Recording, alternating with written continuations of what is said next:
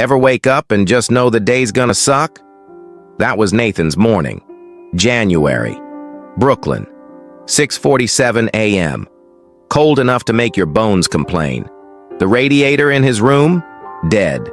The fridge? Empty. His phone? 2% battery. His wallet? A lonely $2 bill. Another job interview ghosted him yesterday.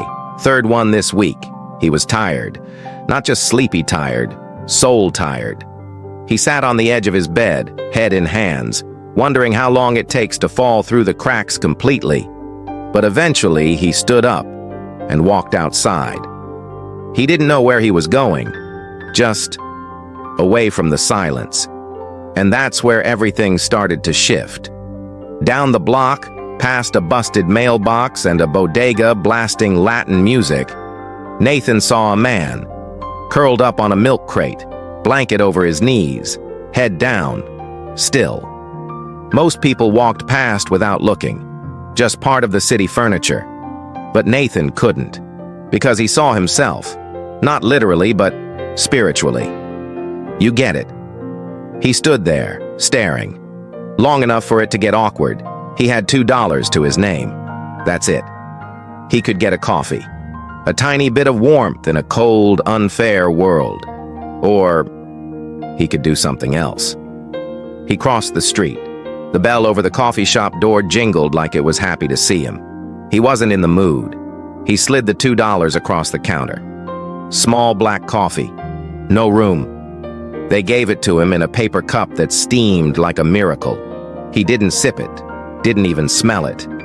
He walked back outside, crossed the street, and handed it to the man on the crate. The man looked up, startled. He had kind eyes. Nathan said nothing, just nodded.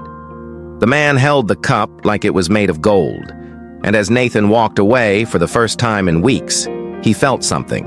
Not joy, not relief, just like he still existed.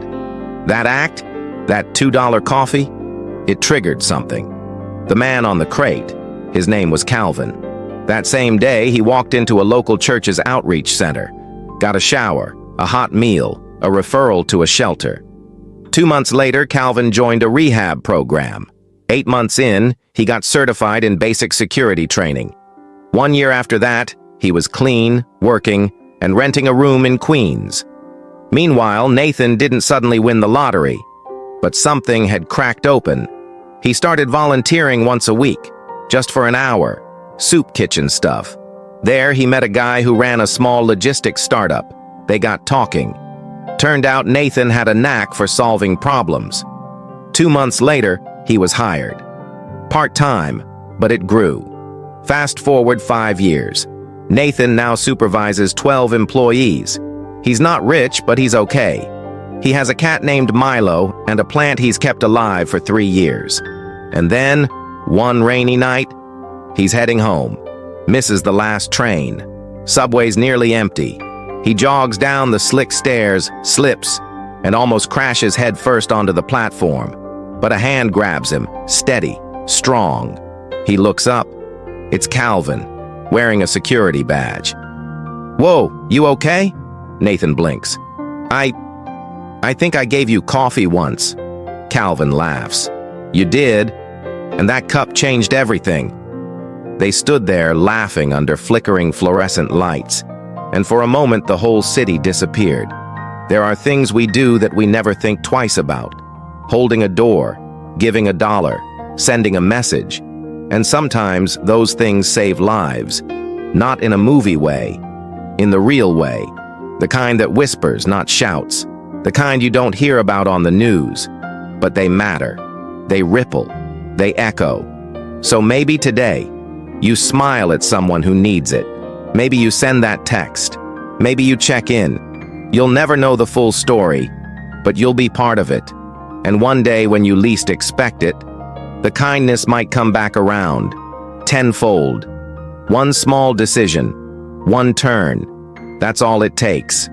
If this story touched something in you, let it sit for a second. Breathe. Then, when you're ready, tap like.